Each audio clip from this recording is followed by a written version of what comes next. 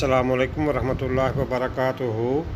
6 सितंबर 2024 3 रबीउल अव्वल 1446 हिजरी को मस्जिद नबवी शरीफ में दिए गए खुतबा जुमा का उर्दू तर्जमा यूट्यूब चैनल दुनिया दीन पर पेश किया जा रहा है।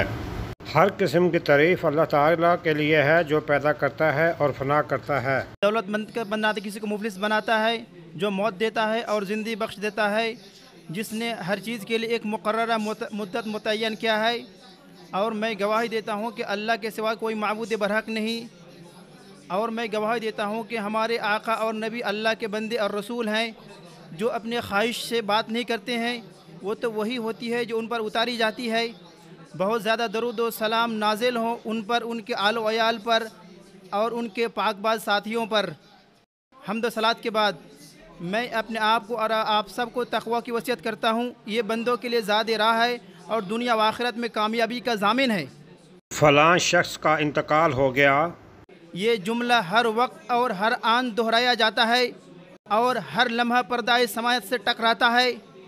ये दरअसल वक्त के धारे को बदल देता है और इस सूरत हाल में एक नया मोड़ और नागहानी कैफियत पैदा कर देता है, क्योंकि ये शख्स उससे पहले लोगों के दरमियान आमद व रफ्त करता था, ख्वाब व ख्याल और आरजुओं की दुनिया की सैर करता था, उम्मीदों और तवक्कुआत के साथ ज़िंदगी बसर करता था और अपनी दुनिया और घर में अपने औलाद व ख़ानदान के साथ मस्त व मगन था। अम्र नहीं का मालिक था, ज़मीन पर इतराते हुए चलता था। लेकिन जो ही उसने अपनी जान अपने खालिक के सुपुर्द की और आंखें खुली हुई एक मुर्दा लाश बन गया, अब वो न अपने लिए किसी चीज़ का मालिक है और ना ही किसी चीज़ पर कादिर है। उस वक्त वो ना बड़ा अफसर रहा और ना ही अजीम सल्तनत का तख्त नशी, बल्कि सारे अलक़ाबात छिन गए, सारे एजाज़ात और तमगे धरे के धरे रह गए, बल्कि एक सफ़ेद लिबास में मलबूस होकर अपने असी वारिस और अदीम शान महल को छोड़कर निकल गए और मिट्टी के नीचे दफन हो गए। और जब आप किसी शख्स को कपड़े में लिपटा हुआ मुर्दा हालत में देखते हैं जो अपने लिए ना नफ़ा का मालिक है और ना नुकसान का, तो आपके सामने ये हकीकत आया हो जाती है कि इंसान किस कदर कमज़ोर है, चाहे वो कितना ही किब्र व इनाद में मुब्तला हो जाए, और वो किस कदर वो बेबस और लाचार है, चाहे वो कितना ही बड़ा अपने आप को समझता हो और चाहे अपने आप को ये कितना ही आला हसब व नसब वाला और कितना ही माल व दौलत वाला समझता हो, उसकी दुनियावी ज़िंदगी का ख़ातिमा ऐसा ही होगा।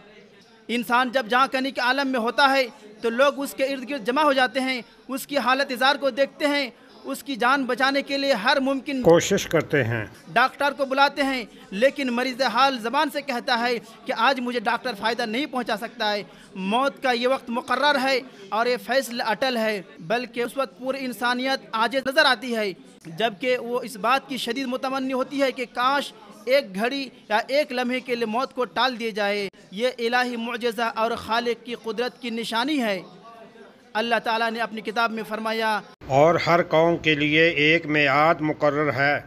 जब उनका वक्त आ जाता है तो एक घड़ी ना पीछे होते हैं ना आगे।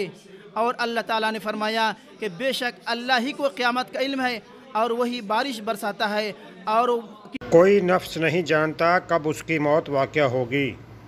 मौत कब वाक़या होगी, रूह कब कब्ज़ की जाएगी, ये सब सहीफ़े गैब में छुपा हुआ है।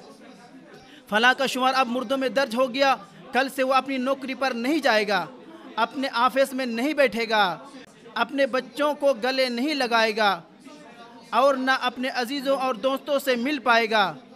बेशक उसके सहीफ़े अमाल को समेट दिया गया, उसके साथ उसकी तमाम उम्मीदों और ख्वाबों को भी समेट दिया गया।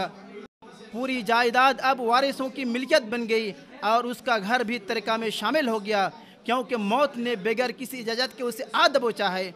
और यही हाल तमाम इंसानों का है। अल्लाह ताला का फरमान है, हर जान मौत का मज़ा चखने वाली है।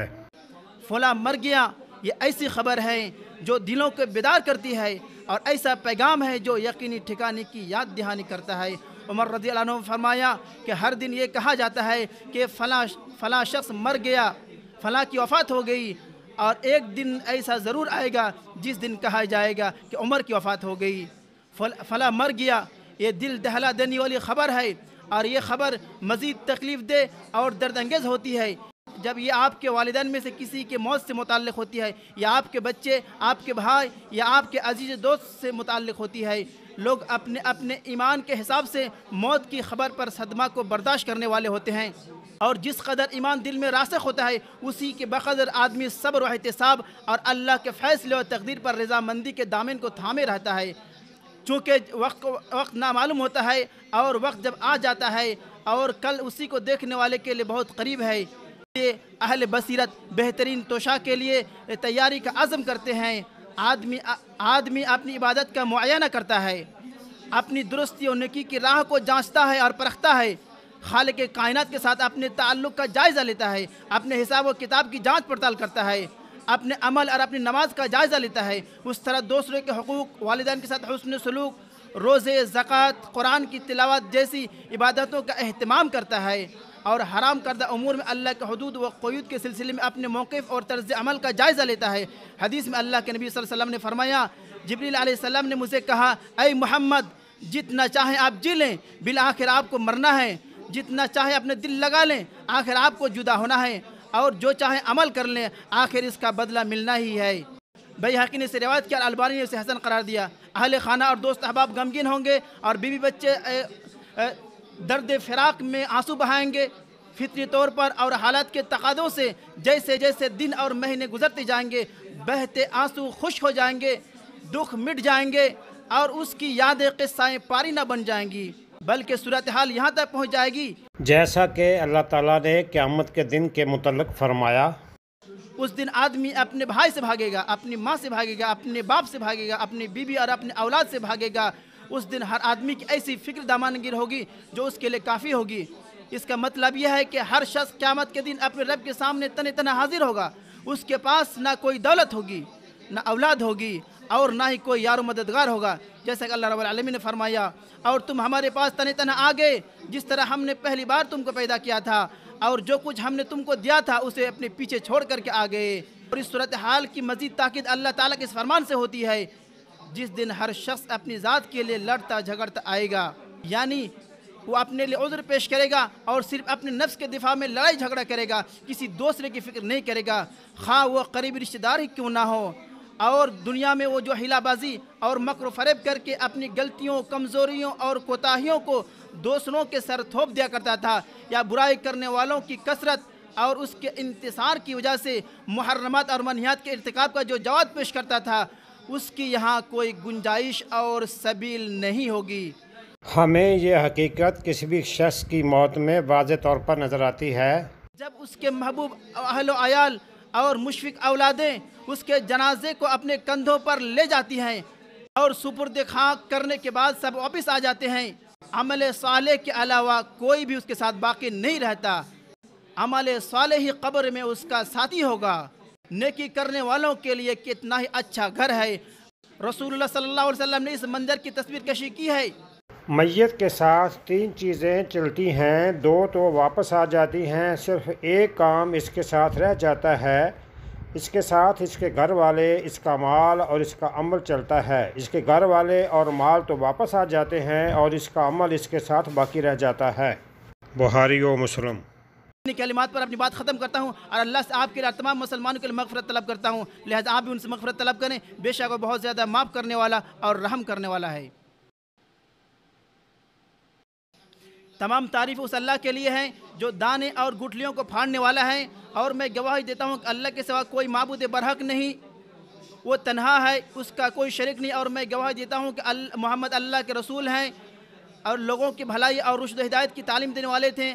اللہ تعالیٰ کی رحمتیں نازل ہوں آپ صلی اللہ علیہ وسلم پر اور ان صحابہ کرام پر جو کفر و شرک کی ظلمت میں روشنیوں کے چراغ تھے۔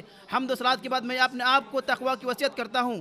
کسی شخص کی موت کے بعد اس کے آثار و کارنامے حسن اخلاق اور نیکیوں کے تذکرے زبانوں پر جاری ہو جاتے ہیں، پڑوسی اس کے حسن جوار کی تعریف کرتے نظر آتے ہیں، قریبی رشتہ دار اس کی صلہ رحمی اور انفاق کے معترف، جبکہ فقیر و مسکین اس کے صدقات و خیرات اور احسانات کو یاد کرتے دکھائی دیتے ہیں۔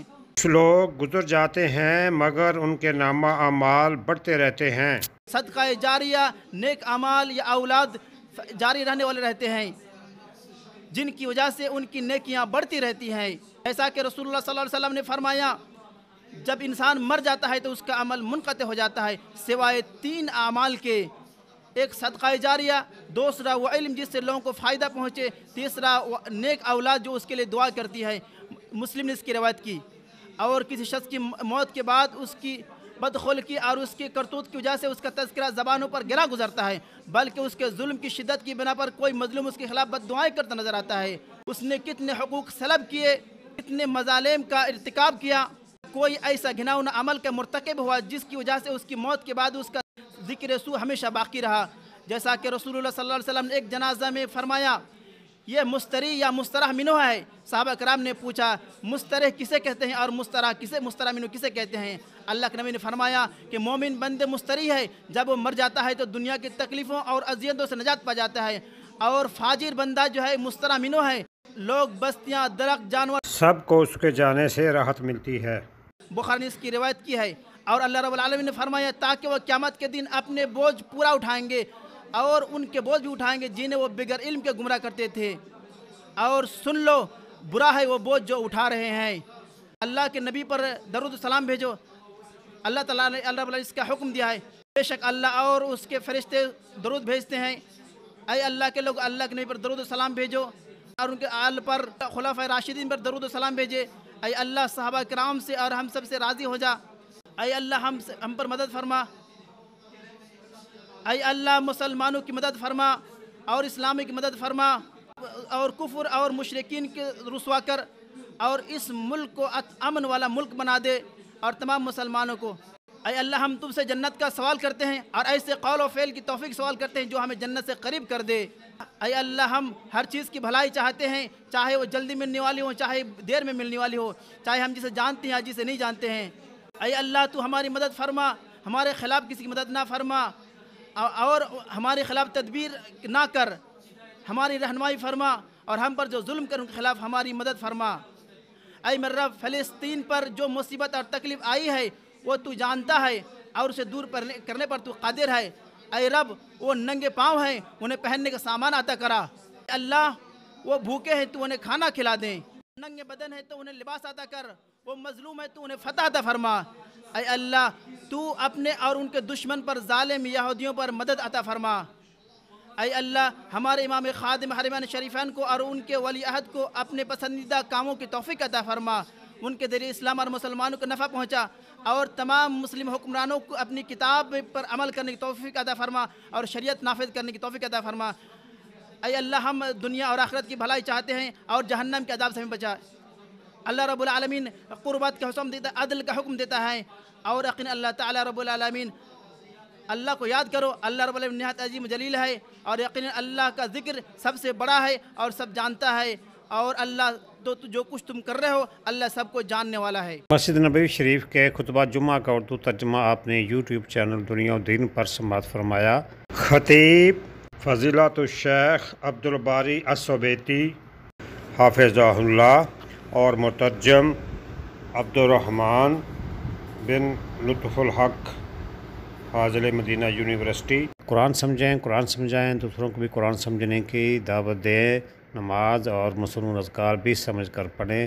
اپنی دعاؤں میں چناچیز محمد ایوب قصوری کو بھی یاد رکھیں۔ اللہ تبارک تعالی ہم سب کی دنیا و آخرت دونوں اچھی کر دے۔ ویڈیو کو ڈاؤن لوڈ کر کے اور آڈیو بھی بنا کر زیادہ سے زیادہ شیئر کریں تاکہ وہ لوگ جو یوٹیوب پر نہیں جا سکتے وہ بھی نبوی تعلیمات سے مستفید ہو کر اپنی دنیا و آخرت بہتر کرنے کی کوشش کر سکیں۔